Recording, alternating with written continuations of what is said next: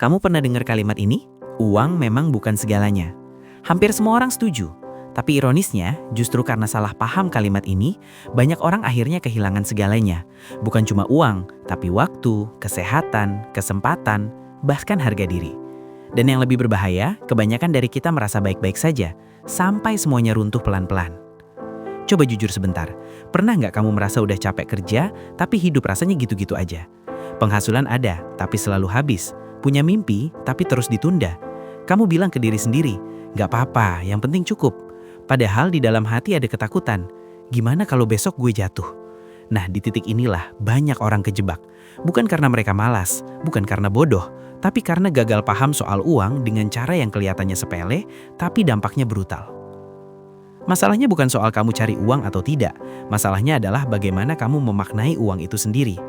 Ada 3 hal yang sering dianggap remeh, bahkan jarang dibahas secara jujur, padahal justru inilah yang menentukan apakah uang akan jadi alat yang membebaskan atau jebakan yang pelan-pelan menghabiskan hidupmu. Dan anehnya, ketiga hal ini sering disamakan, dicampur, bahkan dianggap tidak penting oleh banyak orang. Yang bikin ngeri, kamu bisa merasa aman sambil sebenarnya sedang berjalan menuju krisis. Kamu bisa merasa produktif, padahal sedang mengorbankan aset paling mahal yang kamu punya. Dan kamu bisa merasa pintar mengatur hidup, padahal satu kejadian kecil saja cukup buat semuanya ambruk. Di video ini, kita bakal bongkar kenapa uang memang bukan segalanya, tapi salah paham 3 hal ini bisa bikin kamu kehilangan segalanya. Kalau kamu masih mikir ini cuma teori motivasi, tahan dulu penilaianmu, karena bisa jadi apa yang bakal kamu dengar ini adalah jawaban dari rasa, kok hidup gue stuck ya, yang selama ini nggak pernah benar-benar kamu pahami. Sekarang kita masuk ke konteksnya. Coba lihat realita di sekitar kita, atau bahkan hidup kamu sendiri. Banyak mahasiswa, fresh graduate, sampai pekerja muda yang kelihatannya sibuk luar biasa. Jadwal penuh, lembur iya, side hustle ada, tapi anehnya posisi hidupnya stagnan. Uang datang dan pergi, tabungan tipis, dan masa depan rasanya kabur. Yang lebih ironis, kondisi ini sering dibungkus dengan kalimat pembenaran. Yang penting masih bisa hidup, uang bukan segalanya, atau nanti juga ada jalannya. Padahal, tanpa sadar, kita sedang hidup dalam ilusi aman. Kita ngerasa oke karena masih punya penghasilan bulanan. Padahal sebenarnya, yang kita punya cuma arus kas, bukan kekuatan finansial. Kita merasa punya uang, padahal yang kita miliki hanyalah kemampuan bertahan untuk bulan ini. Begitu ada kejadian tak terduga, sakit, orang tua butuh biaya, kehilangan pekerjaan, semuanya langsung goyah. Di titik itu baru terasa, ternyata selama ini kita rapuh. Yang bikin relate, sistem ini terasa normal. Hampir semua orang hidup seperti itu. Bangun pagi, kerja, dapat uang, habis, ulang lagi. Nggak ada yang secara serius ngajarin kita membedakan mana yang disebut penghasilan, mana yang benar-benar kekayaan. Nggak ada juga yang menekankan bahwa hidup tanpa proteksi itu seperti jalan jauh tanpa rem cadangan. Selama sehat, semuanya terasa baik-baik saja.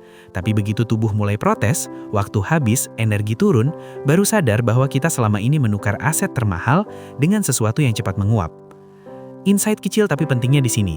Masalah finansial jarang datang karena satu kesalahan besar. Biasanya datang dari kebiasaan yang terlihat wajar, keputusan yang terasa aman, dan pemahaman yang setengah-setengah. Dan justru karena terasa biasa, banyak orang tidak sadar bahwa dirinya sedang mengarah ke jurang yang sama. Pelan, tenang, dan tanpa alarm. Sekarang kita naikkan tensinya. Di tahap ini, kita mulai bedah masalahnya secara lebih logis dan jujur. Banyak orang merasa hidupnya belum maju karena kurang uang, padahal seringkali masalahnya bukan kurang uang, tapi salah menempatkan uang. Disinilah kegagalan paham itu mulai kelihatan. Pertama, banyak orang menyamakan income dengan wealth. Selama tiap bulan ada gaji masuk, mereka merasa aman. Padahal income itu cuma aliran, bukan pegangan. Ia bisa berhenti kapan saja. Wealth berbeda. Ia tetap ada meski kamu berhenti bekerja sementara. Kalau seluruh hidupmu bergantung pada income, maka sebenarnya kamu sedang berdiri di lantai yang bisa ditarik kapanpun. Pertanyaannya sederhana, kalau bulan depan income-mu hilang, berapa lama hidupmu masih bisa jalan? Kedua, hampir tidak ada yang serius memikirkan manajemen risiko. Kita rajin cari uang tapi malas melindunginya. Sakit dianggap gangguan kecil, kecelakaan dianggap nasib, kehilangan pekerjaan dianggap kejutan. Padahal risiko itu bukan soal akan atau tidak, tapi kapan. Tanpa proteksi, satu kejadian saja cukup menghapus hasil kerja bertahun-tahun. Ironisnya, banyak orang rela kehilangan uang besar karena enggan mengalokasikan sedikit untuk perlindungan. Ini yang paling sering disepelekan, waktu dan kesehatan. Kita merasa masih muda, masih kuat, masih bisa dikejar. Maka waktu ditukar seenaknya, tidur dikorbankan, tubuh dipaksa. Yang tidak disadari, income bisa dicari ulang, tapi waktu yang habis tidak pernah kembali. Dan ketika kesehatan runtuh, uang justru berubah fungsi, bukan lagi alat bangun hidup, tapi alat bertahan hidup. Coba refleksi sebentar, dari 3 hal ini, mana yang paling sering kamu abaikan?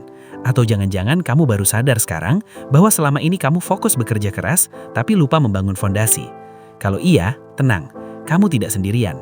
Hampir semua orang baru paham setelah kena. Pertanyaannya sekarang bukan siapa yang salah, tapi apakah kamu mau terus mengulang pola yang sama, atau mulai melihat masalah ini dengan sudut pandang yang berbeda? Bayangkan 2 orang dengan penghasilan yang sama-sama pintar, sama-sama kerja keras, sama-sama sibuk. Dari luar hidup mereka terlihat setara, tapi 5 tahun kemudian, jaraknya jauh sekali. Yang satu masih berjuang dari gaji ke gaji, yang satu punya ruang bernafas, pilihan, dan ketenangan. Bukan karena siapa yang lebih kaya, tapi karena siapa yang lebih paham. Kehancuran finansial jarang terjadi saat kamu miskin, justru sering terjadi saat kamu merasa aman, saat income lancar, tubuh sehat, dan hidup terasa terkendali. Di fase itu orang paling sering lengah. Mereka menunda membangun kekayaan karena merasa masih ada waktu, menunda proteksi karena merasa masih kuat, menukar kesehatan karena merasa hasilnya sepadan. Analogi paling jujurnya begini, hidup tanpa pemahaman ini seperti naik motor kencang tanpa helm, tanpa rem cadangan, dan tanpa peta.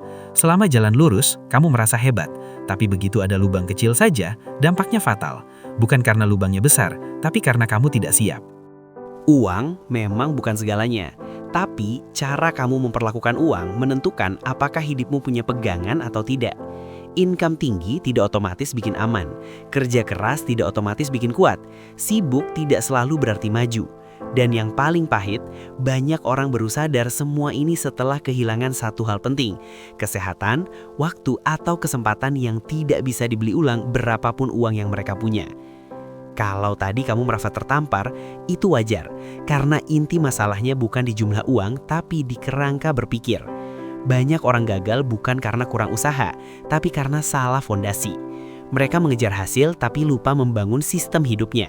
Prinsip utamanya sederhana tapi krusial. Uang hanya masuk akal kalau dipahami sebagai alat, bukan tujuan. Begitu kamu menjadikan uang sebagai tujuan akhir, kamu akan fokus ke income semata. Kerja lebih keras, tambah jam, kejar angka. Tapi saat uang dipahami sebagai alat, pertanyaannya berubah. Alat untuk apa? Untuk bertahan? Untuk membangun? Atau untuk melindungi hidupmu sendiri? Disinilah benang merahnya nyambung dengan pembahasan sebelumnya tentang kenapa kamu tidak punya uang untuk membeli apa yang kamu inginkan.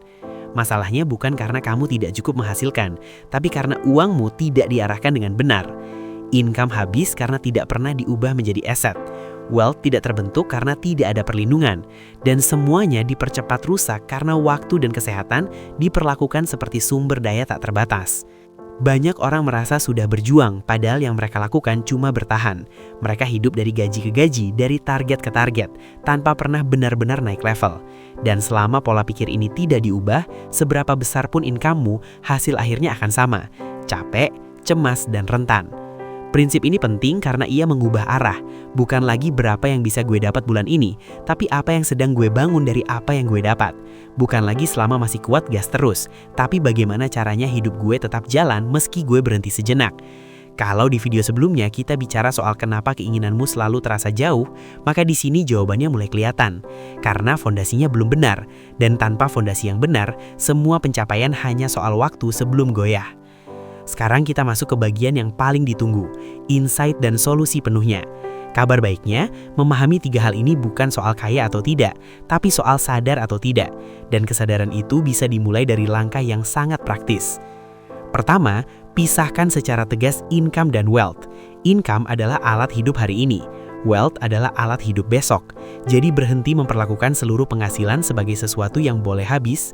Sisihkan sejak awal sekecil apapun untuk diubah jadi aset. Bukan soal besarannya, tapi konsistensinya. Karena tanpa proses ini, kamu hanya memperpanjang siklus bertahan, bukan membangun masa depan. Kedua, mulai serius soal manajemen risiko. Proteksi bukan tanda takut, tapi tanda dewasa. Hidup tidak menunggu kita siap. Sakit, kehilangan, dan kejadian tak terduga datang tanpa permisi.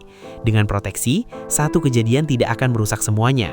Ini bukan tentang merasa kebal, tapi tentang memastikan hidupmu tetap punya pijakan saat keadaan berubah.